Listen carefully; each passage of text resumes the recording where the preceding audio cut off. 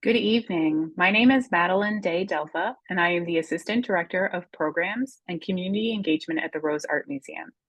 I am delighted to welcome you to this virtual tour of Noé Martínez, The Body Remembers. This exhibition is supported by the Ruth Ann and Nathan Perlmutter Artists in Residence Award Fund, with additional funding from the Consulate General of Mexico in Boston and Patron. We also want to thank our media partners, El Planeta and WBUR.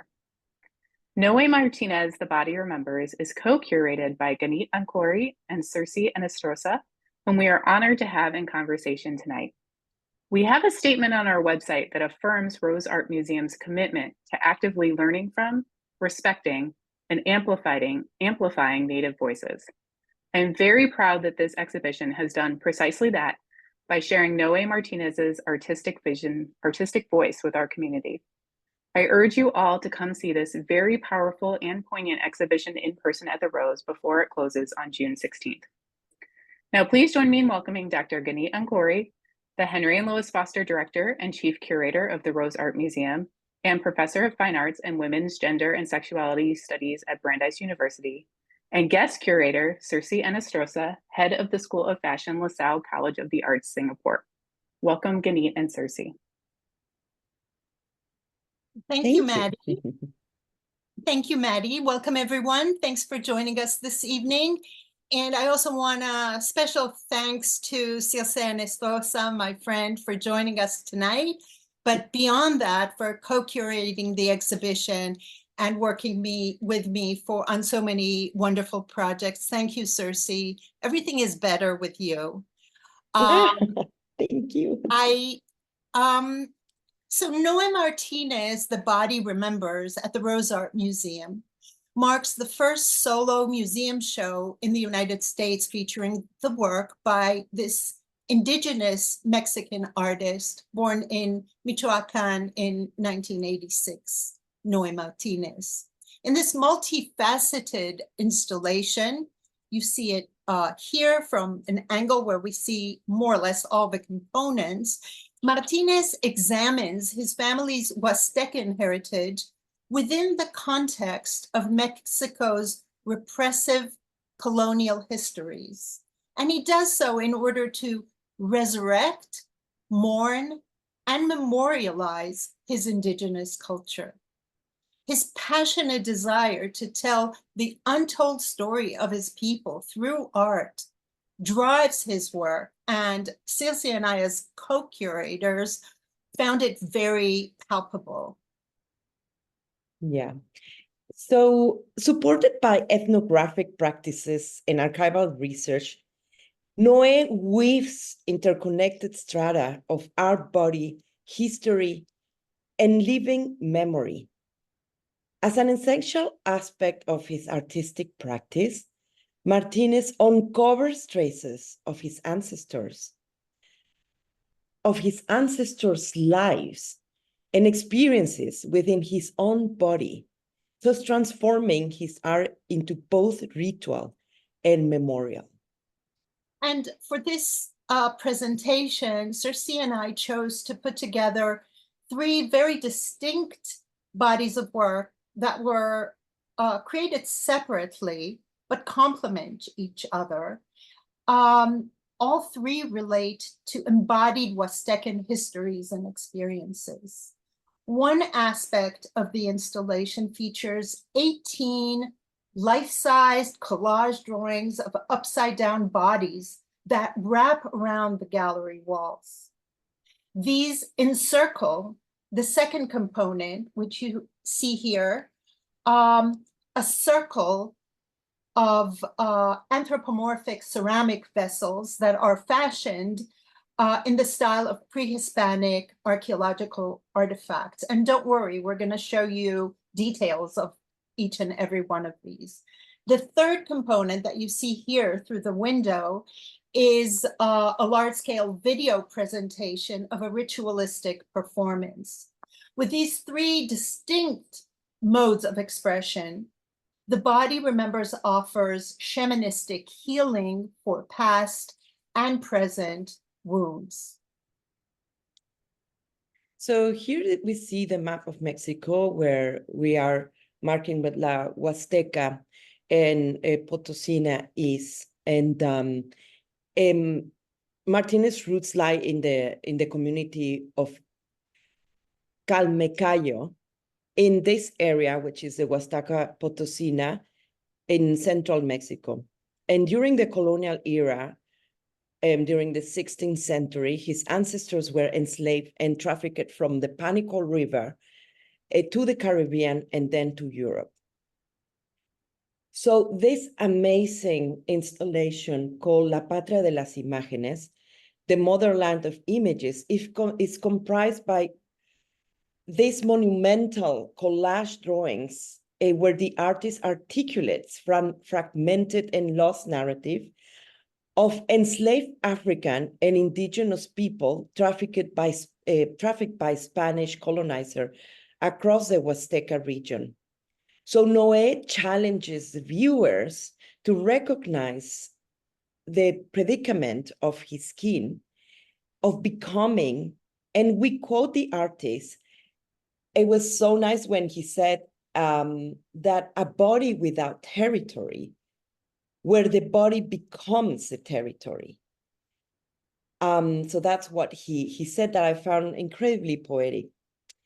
So the artist's representations of all these contorted bodies, displacement, and confinement reveal colonial histories of oppression, but also they also evoke the racism, I would say also discrimination and exploitation that indigenous groups continue to suffer in Mexico today. Mm. And on the reverse side of each and every drawing, Martinez inscribes a segment from a poem in his mother tongue, Nahuatl.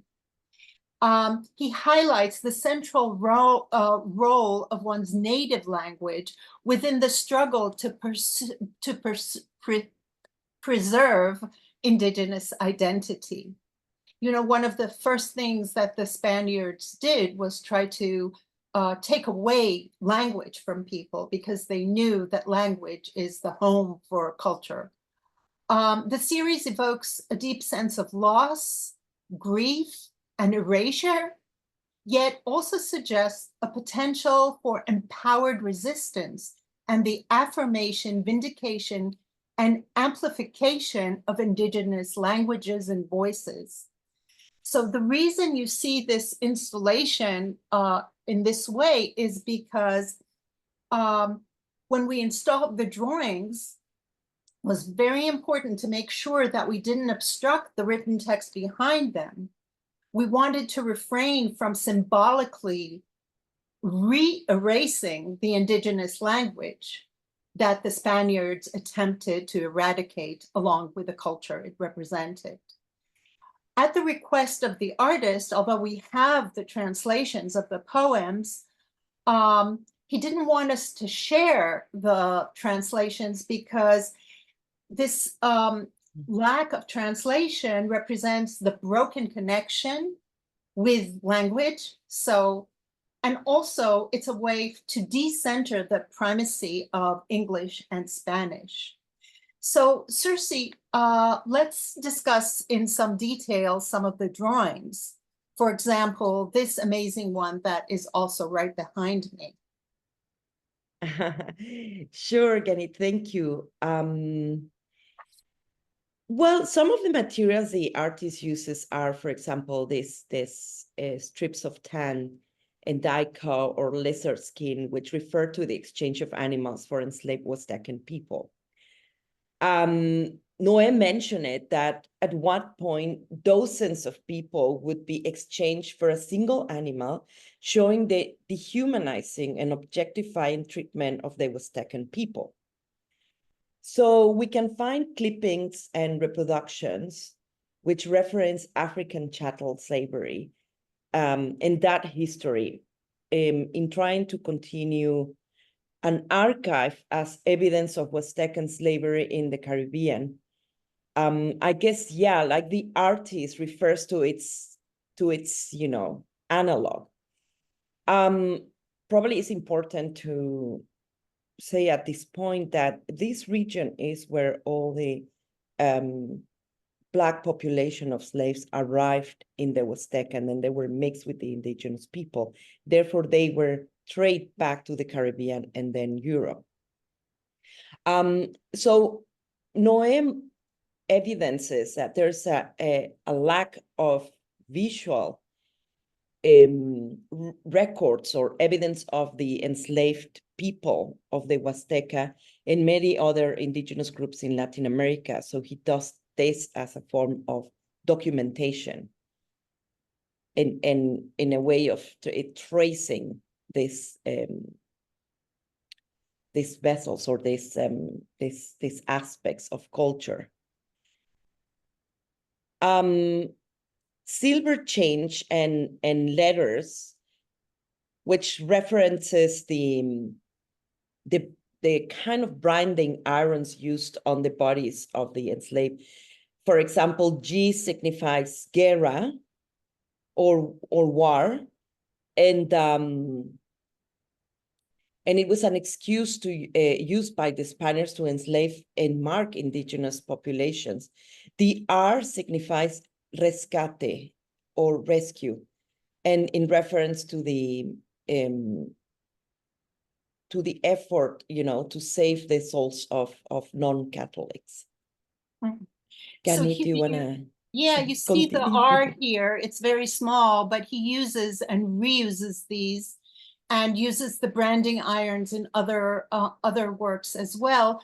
I also want you to notice here, these are Huastecan people, and we recognize them because of the Huastecan custom of adorning the body with white circles and black paint. So this is documentation of the custom, and this is from his drawing. I would say that other images like this one, again, you see the chains, you see the Atlantic Ocean, you see some magazines that deal with African slavery, but these kinds of hanging people, and this one here, they relate to cultural activities, carnivals, dances, whatever Noé could find out about his ancestors. And you see this, what we have here, this is the flip side, the verso of this life-size drawing, where you have the Nahuatl poem. Yeah. So beautiful, and it's also incredibly powerful. Incredibly powerful, and of course the fact that they're all upside down speaks to their disempowerment by colonialism. They were trafficked, meaning they couldn't walk on their own, they couldn't travel on their own volition. They were trafficked from place to place as slaves. So other images like this one reference drawings, documents, reference codices like the codice, the Florentine codice, and whatever part of visual history he found, he wanted to use them. And I wondered if you could also talk about the kind of reference here, and the kind of paper that he uses. It's not just any type of leather or any type of paper that he uses. The materials also have specific cultural references. Well, yeah, sure, Gannit, thank you. So this is known as amatl in Nahuatl. It's called papel amate. It's amate. It's how we call it in Spanish. And it's an Otomi ritual paper making that has been long-standing practice. So healers, sorcerers, and shamans use paper made from the inner bark of wild fig and mulberry trees to make these cutouts, symmetrical dolls for use in rituals, whether to dispel or attract energies. These specific adornments relate to this purpose, so they were used for this purpose.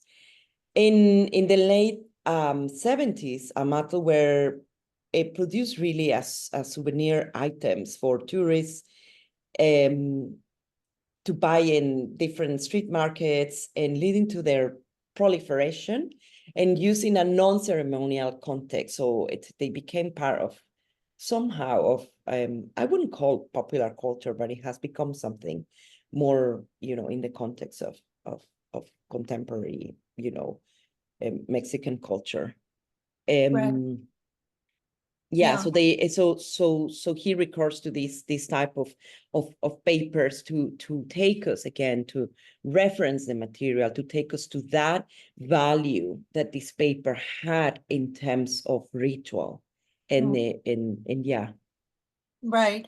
And Noé asks the question, when your ancestors, when your people's history has been eradicated, erased, obliterated by colonialism, and there's very little left, how do you recreate your past? How do you revive your ancestors' culture? And whatever he finds, he integrates into his art and makes it alive, or looks at parallel histories, what you said before, analogous histories. That's why he often uses magazines that relate to African slavery. And this image of this upside down Black man is actually taken from he took it from a figure of that he found in the Library of Congress. So Circe mentioned that he did ethnographical research, and so he's researching and finding images that resonate with him, and he finds that help him recreate this erased history, untold history. So what you see on your right is a woodcut from the Library of Congress of a supplicant male slave in chains. And it's from an 1837 broadside publication of John Greenleaf Whittier's anti-slavery poem, Our Countrymen in Chains.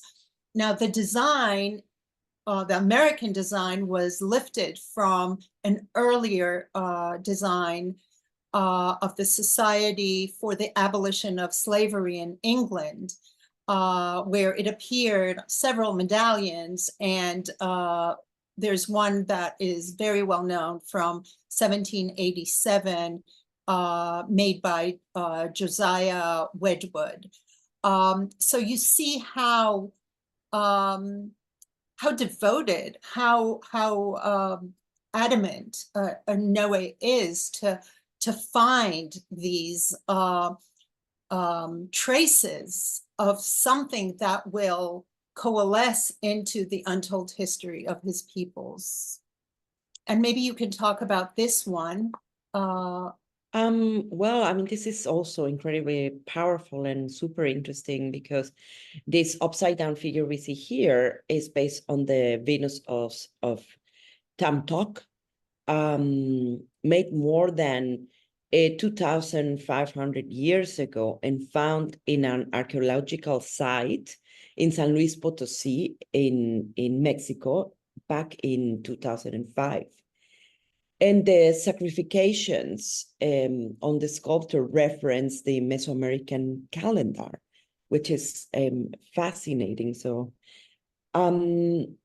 can I just also add? Yeah, that, please. he doesn't just allude to the calendar and to that. He takes the fragmentation that is part of this sculpture, and it becomes an expressive motif of the fragmentation of human lives, of the cruelty that the Spaniards inflicted upon the trafficked Huastecan peoples. Yeah. And again, the sea, referencing the Atlantic, slave ships. Mhm. These are not the slave ships that took the Huastecan people. We don't have any of those, but he tries to recreate their history. But what is fascinating is the way he does it in such a poetic manner. So in terms of curating all these difficult themes, and but how to do it and through his expression in a poetic and beautiful manner. And also I wanted to add, Gannit, that in terms of the curatorial aspects of the show is how do we convey the message, and at a glance how to focus the attention of the viewer in something that is probably difficult to look at, but in a very poetic manner that creates that learning. So when you go and see and read about the work, you say, wow, it's something that makes you reflect, but also, you know, the way we're placing all the pieces is to invite you to reflect upon this practice. So I will move on to these beautiful ceramic vessels entitled Mi cuerpo es un cementerio y mi camino es un memorial. My body is a cemetery and my path is a memorial. So this collection of a dozen of sculptural ceramic vessels are arranged in a circle, and it provides a fresh interpretation of Asian Huastecan pre-Hispanic figurines. Each sculptor draws inspiration from archaeological artifacts discovered near the hometown of Noé's hometown, the Noé's hometowns of his families, his Huastecan family. And so the figurines are a metaphor of the body. And they are created again with symbolic traditional materials, such as obsidian, metals, different fabrics. And each sculptor takes on a distinct personality to propose the notion that these anthropomorphic vessels may contain the souls of trafficked individuals. So again, this is the way Noé is embodying these experiences, how these traumatic experiences are represented through these beautiful vessels where he contains those lived experiences.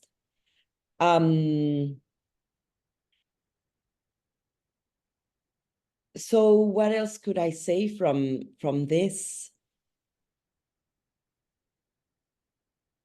I think I have covered everything at this point. Okay.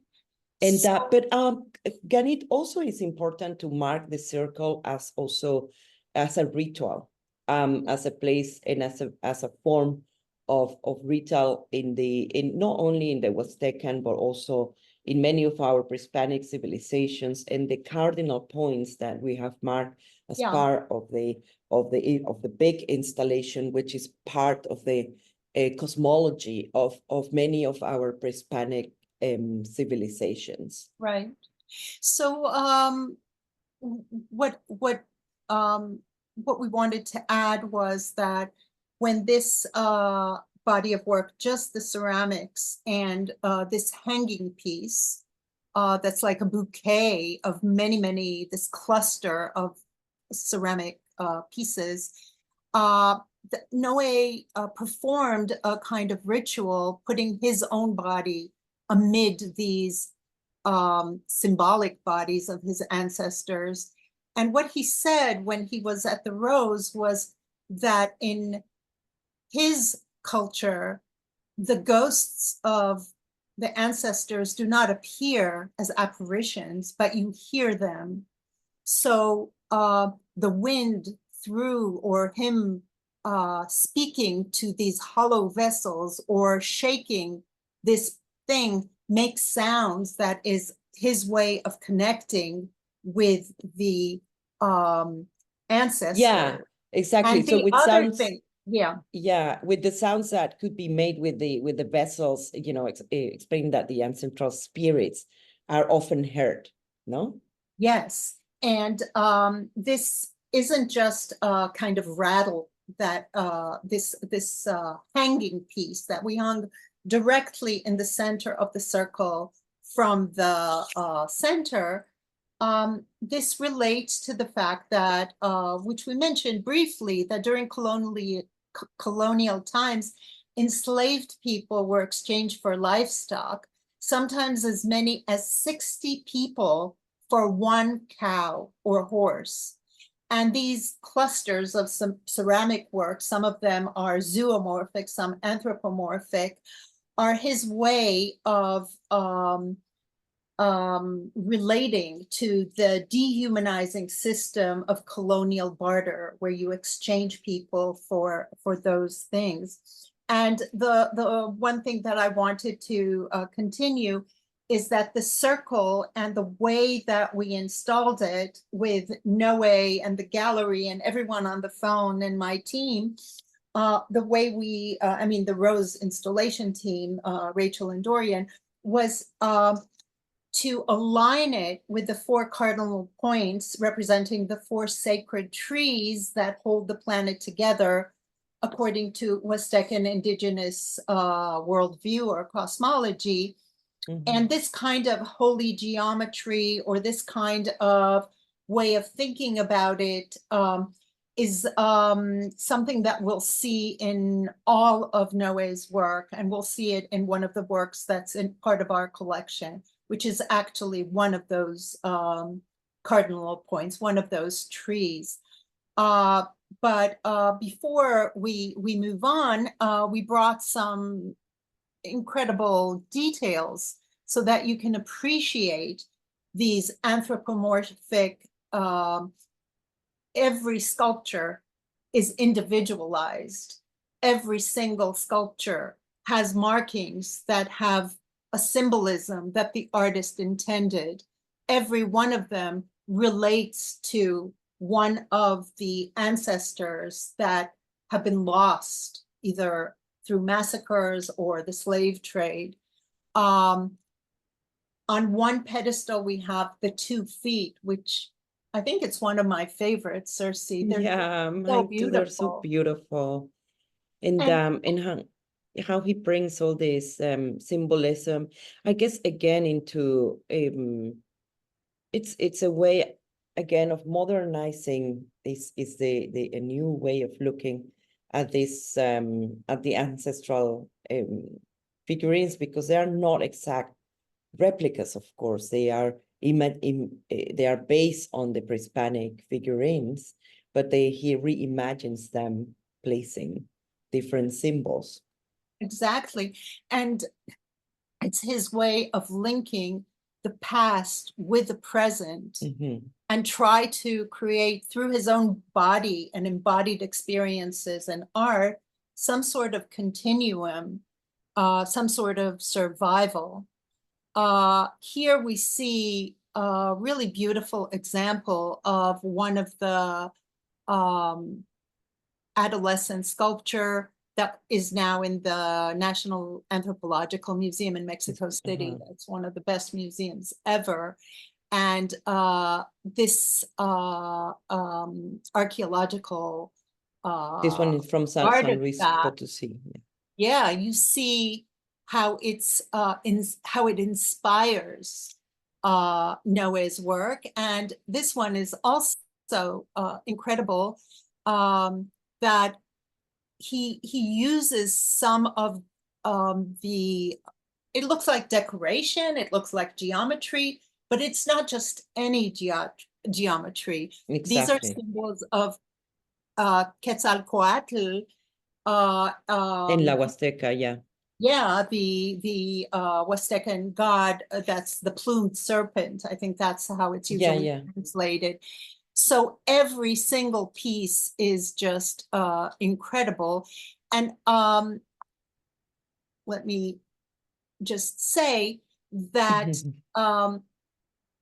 the same thing that Circe said earlier about the drawings, although they deal with really, really gut-wrenching, a difficult history, a painful history, the beauty and the artistry and the way the artworks are installed and the way they envelop you allows you to learn. It doesn't shut you off. It doesn't does that in a way. Yeah.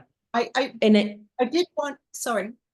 Go on. Say one thing, and then I'll let you talk about the video.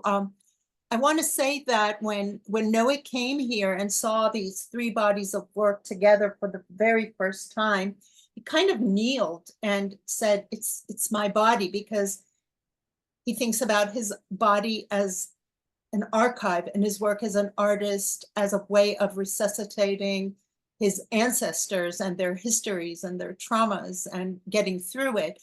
But then he said something that was in the back of our minds, Circe, when we decided to include these three bodies of work, but he said it really well. He said, the ceramics relate to the pre-Hispanic indigenous body. The drawings relate to the colonial body that was snatched away or killed or trafficked or enslaved. The video, which is the third component, if you remember, relates to the contemporary body because it shows Noé, his wife, and their Huastecan friends, the contemporary moment, and this link between the past, the different levels of past and that. And I thought maybe you could talk a little bit about the video and its title, Circe. Yeah, so this video we see here in at the back is called La Historia de los Caminos, the history of the roads. So, so here Noé proposes in this film the body as an as we have been explained, as an archive and as a repository of memories from the past that flow into the present. So this contemporary performative ritual suggests the animation of the drawings on display that we see in the gallery, and but then he puts the moving images as a community of moving bodies that share sound, rhythm, and direction. The imagery transforms the collective experiences and, in a way, multi-generational traumas into ritual and art. Yeah. And just, what you said and the installation photograph that we chose to show you makes it clear how the bodies, the performance, this ritual performance, they're like upside down bodies. So they recreate the experiences of their ancestors. And a lot of the props that they hold, like the branding irons or certain bones that appear in the drawings, connected as well. So even though these are three very distinct bodies of work, Circe and I thought that putting them together would give a fuller story. And since this is, the debut museum survey of Noé Martínez's work in North America in general, in the US for sure, in New England, absolutely, that the three bodies of work provide a more and in a way, it's exactly as we were saying, in terms of how the pre-Hispanic is represented, how the colonized body is represented through the drawings, as you were saying, and then the the kind of film into a kind of more contemporary expression. However, I do think everything is incredibly contemporary. I think everything he's saying brings it to today's time, even though he's embodying all this trauma that happened in the past. The way he's expressing it, I find it in a way very interesting to connect also with younger generations of people, and not only indigenous, but for us, you know, in other younger generations, to learn about, again, these experiences. And I wanted to say at this point that when Gannit invited me to this, to co-curate with her the work of this amazing artist, I was incredibly interested, because my own practice focuses on I would say, curating otherness and empathy, and diverse issues that have to do with different expressions of indigeneity, gender, disability, that are themes I'm really interested in. That felt that Martinez's body of work encompasses. So I was excited when Gannit asked me to come, but Gannit, I think for the audience here to have a clearer way of the work you and your teams are developing, I have to say, when I came to the Rose, I was incredibly impressed with the collections, with the beautiful museum, how aligned the works, the acquisitions, the programming, everything you guys are doing there. It's beautiful, and I wanted to congratulate you and your teams. But maybe perhaps you can give us a little bit more of the interest, and how you are collecting, how you're directing the museum. Okay. Well, or tell us a little bit more of why someone like Noé Martínez would be part of your collection, or why did you decide to do this show? Okay. Yeah. Okay. So we don't have a lot of time, but I want to say, you said that you would ask me how this exhibition fits within our values and our vision. And I wanted to thank you for your very, very kind words about the museum. I think, obviously, I think that we're doing incredibly important work, amplifying previously marginalized voices.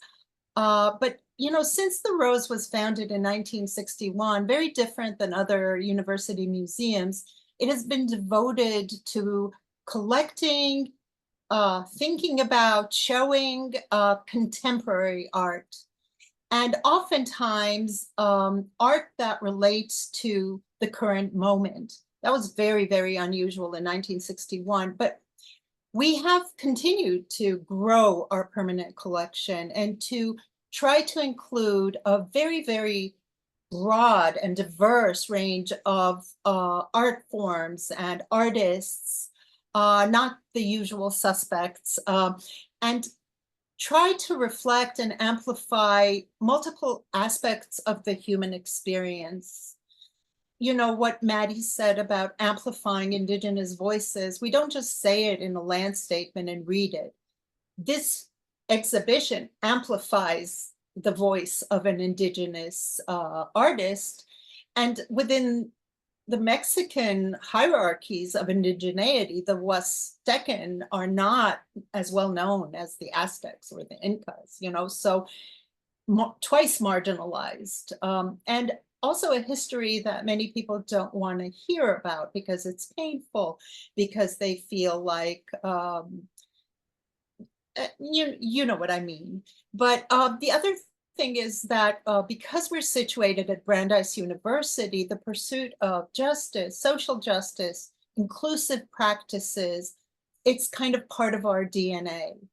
So in addition to collecting all these contemporary artworks that speak, that are from different cultures, from different, you know, and very, very inclusive, We also have a legacy of supporting emerging artists and through residencies and through debut solo exhibitions. So providing a venue for artists who never had a museum exhibition, taking risks of that sort.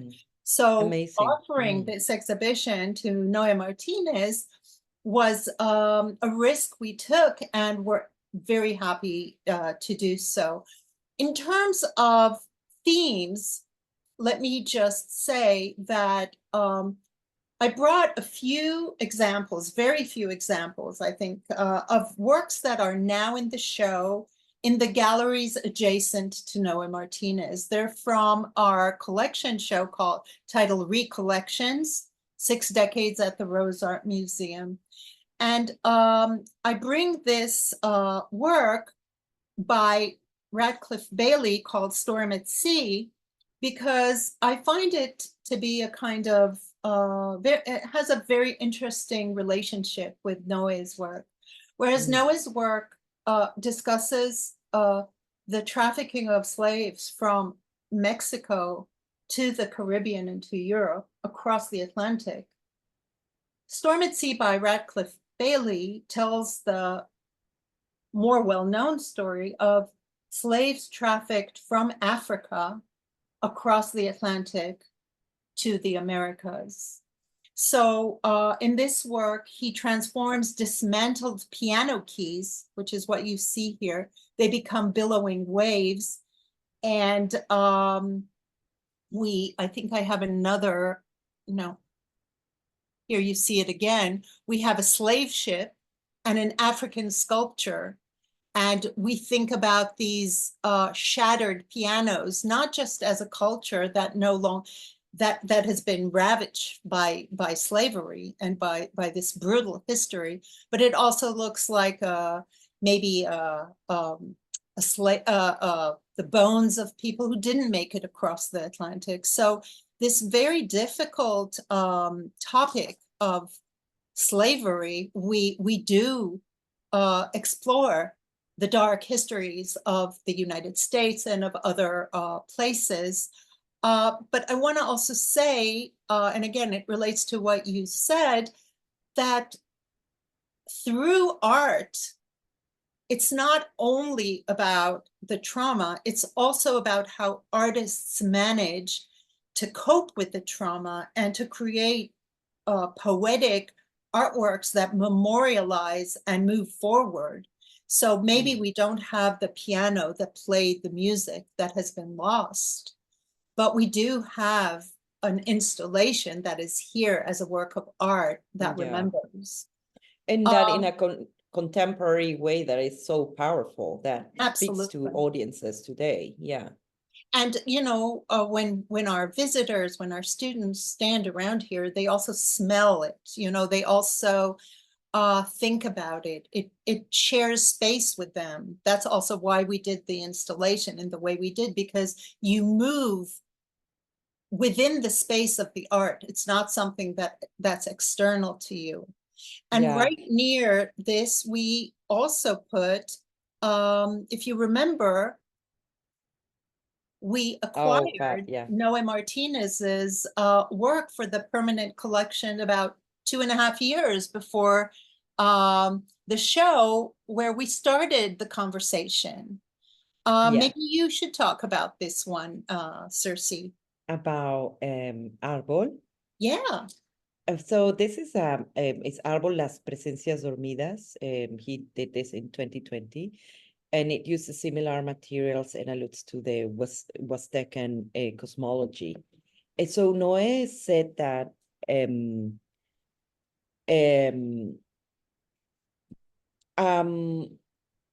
once that he grew up in a colonial social context.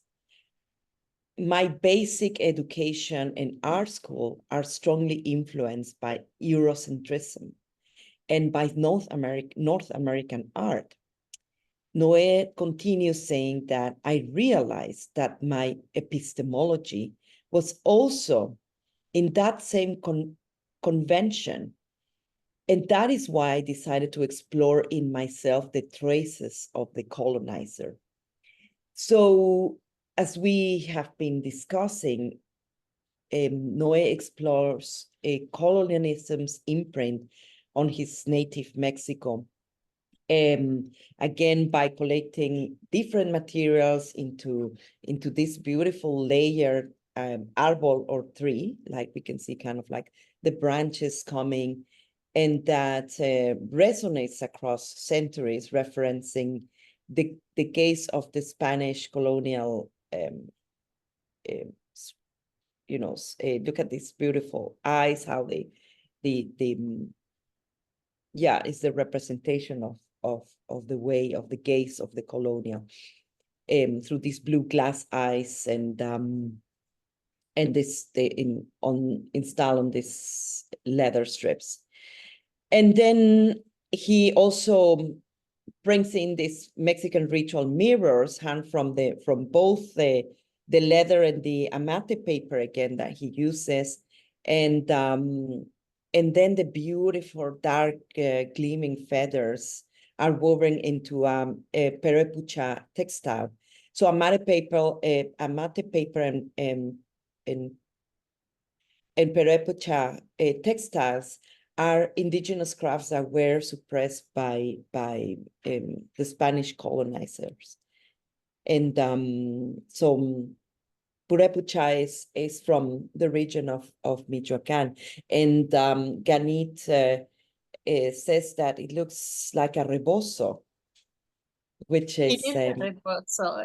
And that's what reminded me of Circe, because Circe has taught me so much about indigenous Mexican dress as a fashion curator, and as someone who's we've worked together on Frida Kahlo, where the rebozo is such a strong symbolic thing. So the minute I saw the rebozo and the feathers, I decided this is an artist that Circe needs to be involved. And the way we hung it, one side you have the mirrors, which and Nahuatl poem on some of the leather and some of the paper. But he says that the mirror shows him, the colonized, but the reverse side has these eyes that remind him of Catholic sculptures, and that's the colonizer. But as in the quote that Circe read, that's so powerful. And we'll see it in a few other works, in two other works that I wanted to share with you before we finish. He sees the complexity of having being part of a colonized society, that you can't escape having internalizing some of the colonial cultural thing. And of course, the tree is one of the 4 trees that are the cardinal points. So yeah, this was the first work that we brought into the collection. And then we decided to start working with Noé, came to see it. And that's how the show was born, really.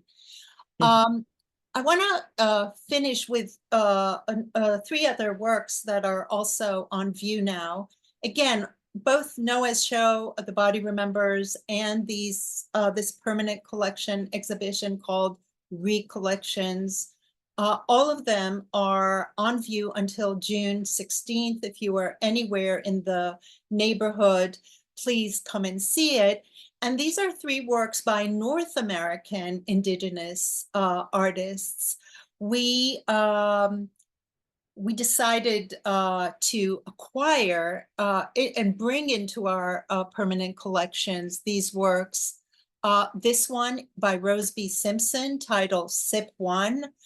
It relates in a little way to the ceramics that we saw. Rose B. Simpson is from Santa Clara Pueblo, the Tiwa in New Mexico. And she says, I think in clay. Her practice is, she's part of a matrilineal line of ceramic artists. And she says, my relation to clay is ancestral. and it has a deep genetic memory. It's like a family member for her.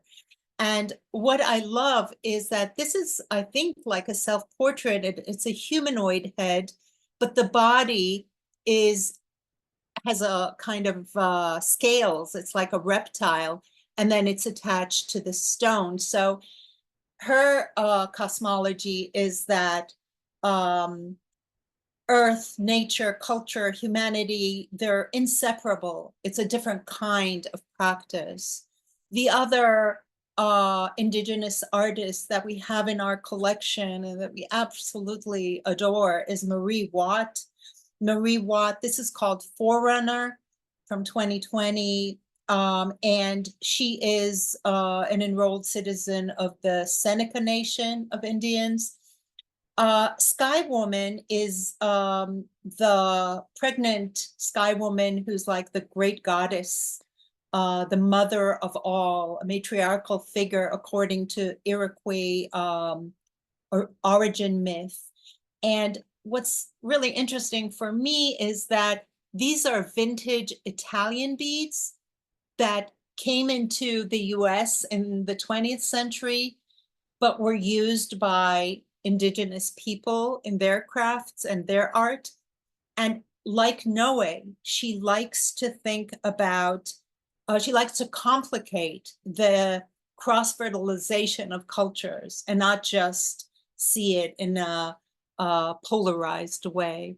And the final work that I want to share is Jeffrey Gibson, who is representing the US and the Venice Biennale.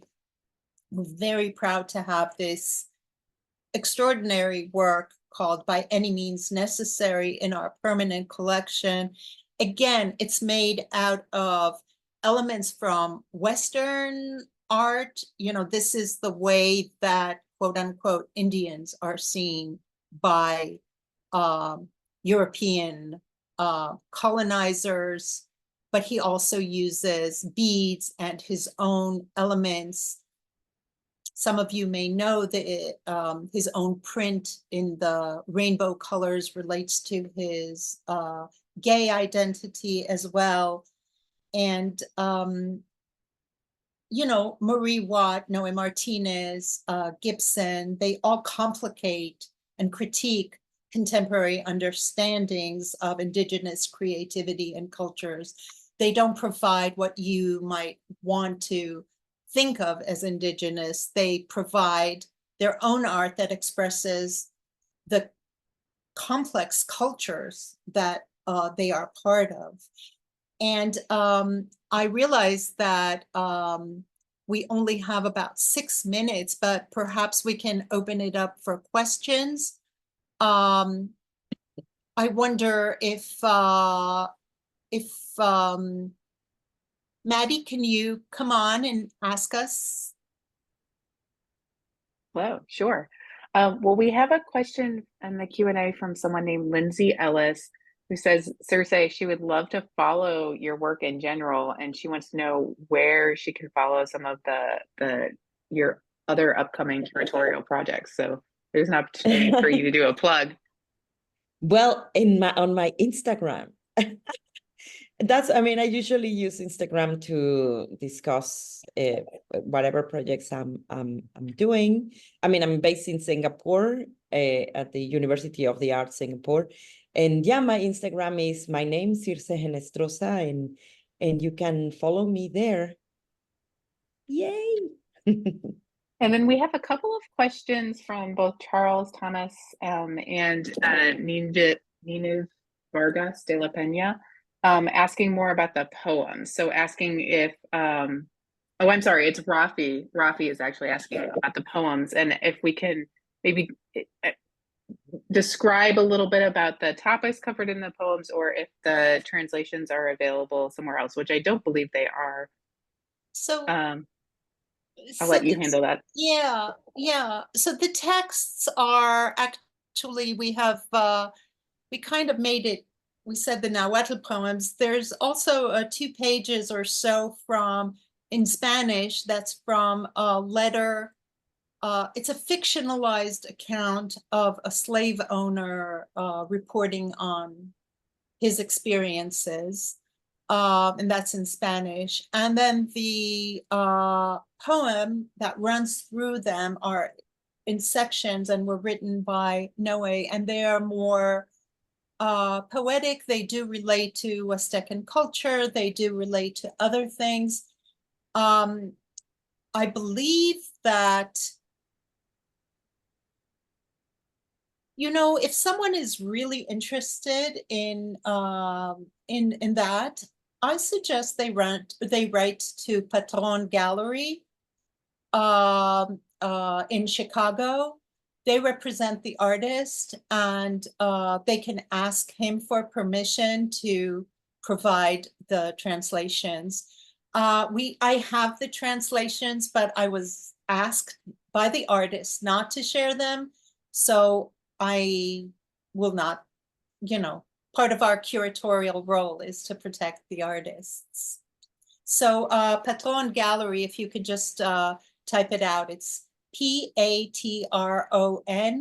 and they're in Chicago, and you can Google them, and you can write to them and say that you heard this and you would like the translations.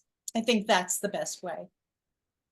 And then we have another question asking more about the relationship between presenting the portraits upside down and boat design sketches from the transatlantic slave trade. And I think you both kind of referred to that, but if you would talk a little bit more about sort of the way that they were sort of installed sort of intentionally to mimic that, but then also, I mean, you talked about the figures being upside down. And then she also wonders if they connect with more recent Western paintings, such as those by George Baselitz, no. So first of all, the conception of hanging, of making, he made them with the intention that they would be upside down, because if they would be just standing up, it would not have the message of them being disempowered and trafficked and taken against their will. So that was his decision from the beginning, to have them upside down. And it had to do with content and not with the work of Baselitz, which I think no one knows, but it comes from a totally different place. Although they might share this idea of someone losing their ground, someone not being, you know, they could have a similar motivation. It was very important to Noé, and Circe and I went through many conversations with him. It was very important for him that we do not hang the drawings on the wall, against the wall, the way that would have been simple, so that, because they're two-sided. And the idea was maybe to hang, maybe he to didn't hang. Sorry, go on. The idea was maybe to hang them from the ceiling with clips, but that wouldn't have worked in terms of the space, and it wouldn't have worked in terms of our of the safety of both the works and our visitors. I'm going to show you a secret here. These are wires that go from the ceiling to this wooden scaffold that is hooked to the ground. It was designed in consultation with the curators and the gallery, but mostly with Noé. It was designed by Dorian Keefe and the team, and built by Peter Murphy. Shout out to the Rose team. It was very complicated, but it was our way of building these special walls, special contraptions, so that, Noé told Circe specifically when they were in Mexico that he wanted it to be airy. He didn't want it to be very heavy. And he had done things with this kind of wood. So it was a very complicated installation, but it was deliberate to really fulfill the vision of the artist and relate to what he said. I see it's 8:01 and we were supposed to finish at 8. Can I thank everyone for joining us and thank my beloved Circe? Thank you. Thank you, everyone. And again, we encourage you all to come see Noé Martínez, The Body Remembers, in person here at the Rose before it closes on June 16th. Thank you for joining us. Thank you, Maddie. Bye.